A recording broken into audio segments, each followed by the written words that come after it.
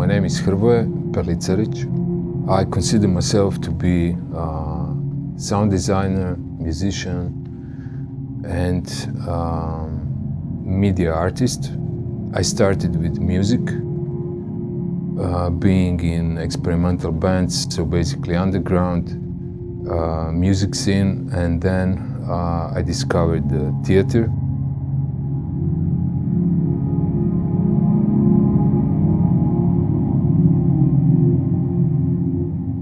Theater was kind of a space in which I could be, or we could be, free. And it's so kind of natural. You don't need any tools, so it's just an attitude basically, and you could do limitless things. So it's kind of a space of freedom.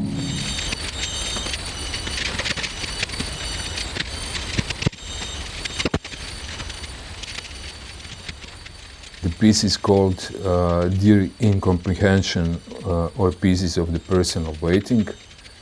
It's a multi-channel sound piece commissioned by organization in Zagreb, Croatia, called KONTEJNER.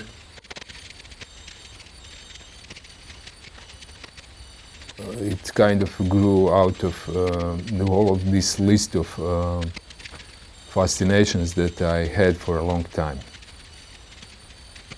Then I test things, put different materials together, and then I realized that there is a kind of a word that describes the ability or affinity of human perception to find meaningful patterns between seemingly uncorrelated material, and so it creates a sort of a line.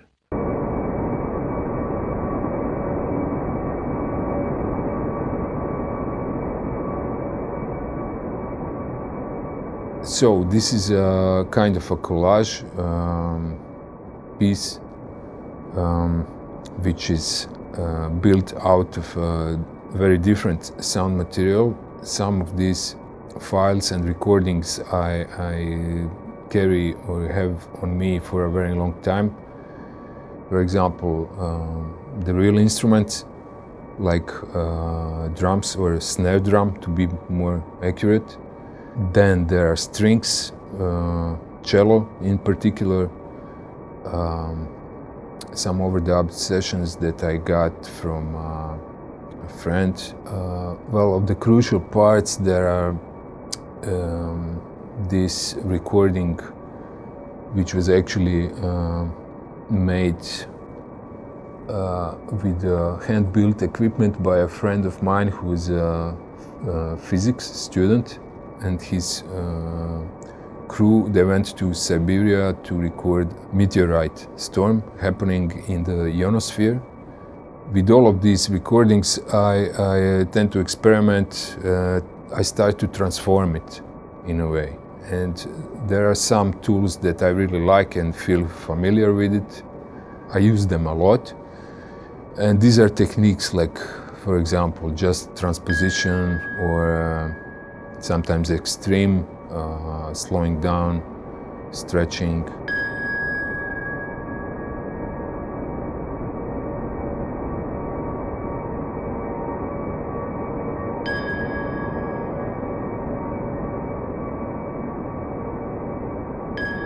My idea of spatialization of sound, it's not clean in a sense, in visual sense. You can think of it in a, for example, graphical or visual way, and I like that, but this is just how I do things. It's not very clean, it's organic. Sometimes the movement is not very clear, and this kind of dubious situation is what I feel at home at. So it's not geometrical, it's not sharp. Some movements are kind of bland. They're just positioned in the space. and sometimes there is a movement, but it happens, for example, in background, maybe on a sound which is low in frequency. By its nature, it's not very directional. But when I look at it, actually, it's constructed more in a way that I get close to these initial ideas and kind of associations, and what was initially the trigger for me to make such a thing.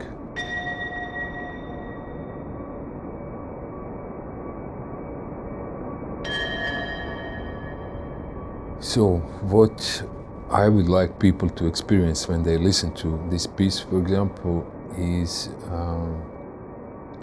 a kind of intimate feeling. There is a kind of space that I feel, which I think that could be also interesting for other people. It is also sort of a miniature in a way, but it is a sort of a whole, and I wouldn't say universe, but it functions within this kind of zone or an area, if you want. So I think it could be synesthetic, but this is really individual thing.